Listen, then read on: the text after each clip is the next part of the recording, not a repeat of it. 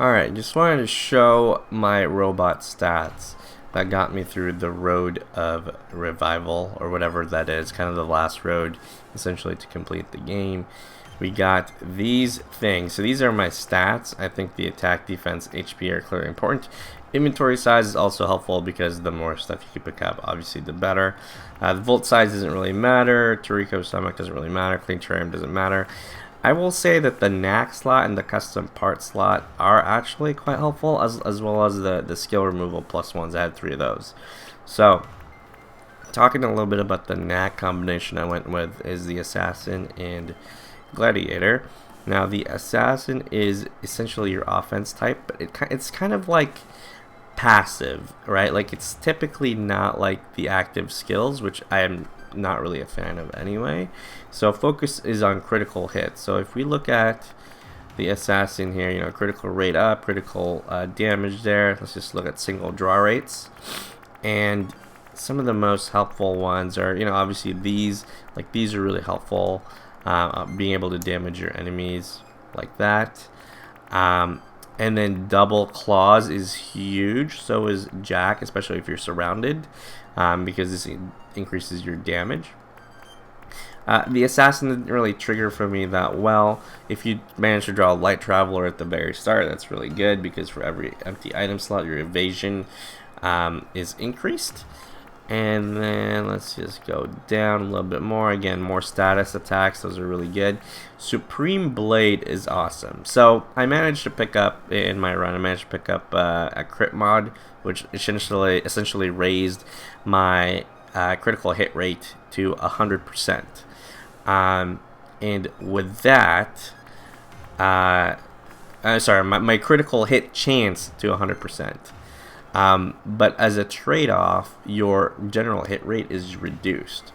And so I actually managed to draw True Aim, which, as you can tell, your draw rate for this is like a lot, right? And what the mod then does is that not only is your hit rate 100% due to True Aim, but you also get to keep the 100% critical hit chance, because that's what the mod does, without taking the penalty of reducing your hit rate, because True Aim negates that effect. That is really, really powerful in the end game. Double Claws is, again, the more you hit twice, the better. In Spin Splash, you know, when you get surrounded in a monster houses, or like at the entrance of like a room, like, this is really powerful. So definitely recommending rolling with Assassin here. Now, the second one here is Gladiator, and this is kind of your defensive passive thing. So I think this is a good way to complement. Let's look at single draw rates. This kind of gives you my survivability, you know, your auto heal boost, your absorb. If you're doing a lot of damage and you're hitting for quite a bit, you can see the synergies there, right? I mean, clearly, you know, there are some reductions to what we're trying to do here, but I think overall it's still a net positive effect. Reflect 1 is also really good. Let's just scroll down here. Yeah, Reflect 2, the hard press punch. You know, when you're surrounded, that's really, really good. Again, the absorb, I think, is one of the other things that were very helpful in kind of our survivability there.